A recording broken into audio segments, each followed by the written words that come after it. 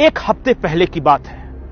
अचानक मुंबई से 50 किलोमीटर दूर कोंकण की ओर बढ़ेंगे तो एक भिवंडी इलाका आता है और भिवंडी के पास एक छोटा सा गांव है, नाम है पडघा बोरीवली। उस गांव में 90% मुस्लिम आबादी रहती है। अचानक सुबह सुबह का वक्त है, 20 गाड़ियां धड़ाधड़ आकर रुकती है। उसमें से 400 पुलिस के जवान सिविल ड्रेस में उतरते हैं। पूरे गांव की छापेमारी शुरू होती है और उन पुलिस जवानों के साथ एनआईए के अधिकारी हैं। और जब छापेमारी चलने लगी तो उस गांव से क्या निकलता है? पैलेस्टीन का झंडा, इजराइल का झंडा जो कि जलाने के लिए रखा था, हार्ड डिस्क, ड्रोन, 40 ड्रोन निकले हैं। 38 लाख रुपए एक उस शख्स के यहां जिसके घर खाने को बांधे हैं। कई आपत्तिजनक सामग्रियां, आईएसआईएस कैसे ट्रेनिंग देता है इसका एक पूरा पैटर्न चार्ट, यह सब कुछ उस गांव से निकला है जिस गांव के बारे में आसपास के लोगों को भी खबर नहीं था कि वो क्या चल रहा है वहां।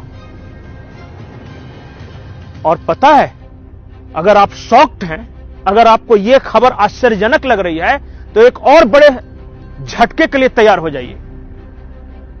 उस गांव में, मुंबई में 40 जगहों पर ड्रोन अटैक करने के लिए ट्रेनिंग दी जा रही थी, पूरी प्लानिंग की गई थी। मुंबई में अब तक का सबसे बड़ा आतंकी हमला होने वाला था जिसे एनआईए ने समय रहते इस गांव पर छापेमारी कर रोक लिया। 40 जगहों पर ड्रोन से हमले होते मुंबई में, अब समझिए क्या स्थिति होती। शॉक्ड। एक और झटका है। झटका यह है कि इन सब का मास्टरमाइंड या इन सबको आतंक का ट्रेनिंग देने वाला कौन था? उस शख्स का नाम है साकिब नाचन।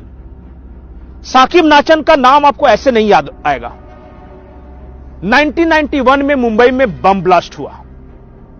एक शख्स पकड़ा गया जिसका नाम था साकिब नाचन। उस शख्स को जेल हुआ, 10 साल की सजा मिली और 1991 से 10 साल यानी 2001 में वो छूटकर बाहर आ जाता है। 2002 में मुंबई में फिर से ट्रेन में ब्लास्ट होते हैं।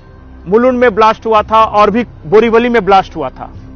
2002 की बात है। उसका भी मास्टरमाइंड यही साकिब नाचन। इसका मतलब कि जेल से 10 साल की सजा काटने के बाद भी यह आतंकी ही बना रहा और फिर से इसने प्लान किया। फिर से 2002 में यह पकड़ा गया, फिर से इसे सजा मिली 10 साल की।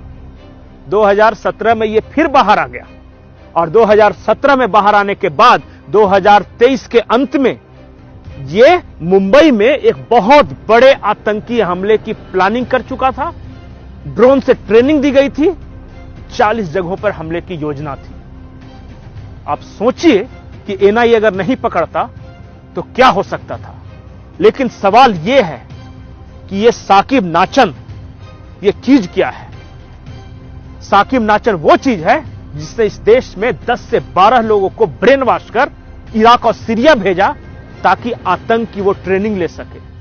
साकिब नाचन वो शख्स है जिसने इस देश में, भारत के अंदर आईएसआईएस का एक्सटेंडेड राजधानी बनाने की साजिश रची। एक गांव को राजधानी बना भी लिया, आतंक की राजधानी। अल शाम उस गांव का नाम रखा। अल शाम के बारे में अरब का यह शब्द है। अल शाम का मतलब यह है कि जो अगर अंग्रेजी में कहें तो लातविया, यानी कि 4-5 देश हैं, वो एग्जैक्ट टर्म नहीं आ रहा है, एल से है। आईएसआईएस का पूरा नाम भी पहले आईएसआईएल था, जो लास्ट में एल जो शब्द है वो वही शब्द है अल शाम का।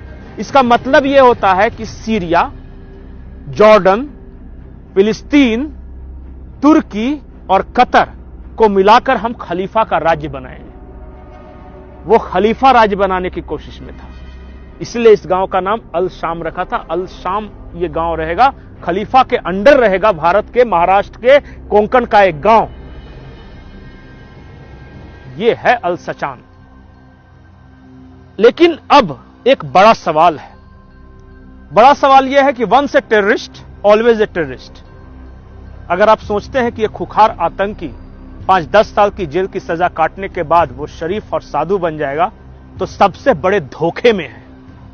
अल सचान का उदाहरण है, 1991 बम ब्लास्ट में पकड़ा गया, 2001 में छूट गया, फिर 2002 में बम ब्लास्ट करता है, फिर छूट जाता है 2017 में, फिर मुंबई बम ब्लास्ट की प्लानिंग करता है। सवाल इस देश के कानून और इस देश की न्यायपालिका से भी है कि इतना खूंखार आतंकी बार बार कैसे छूट जा रहा है। आखिर कौन सा वो कायदा है, कौन सा कानून है जिसकी वजह से इतना बड़ी घटना को अंजाम देने के बाद भी सिर्फ 10 साल की सजा होती है। सवाल कई हैं।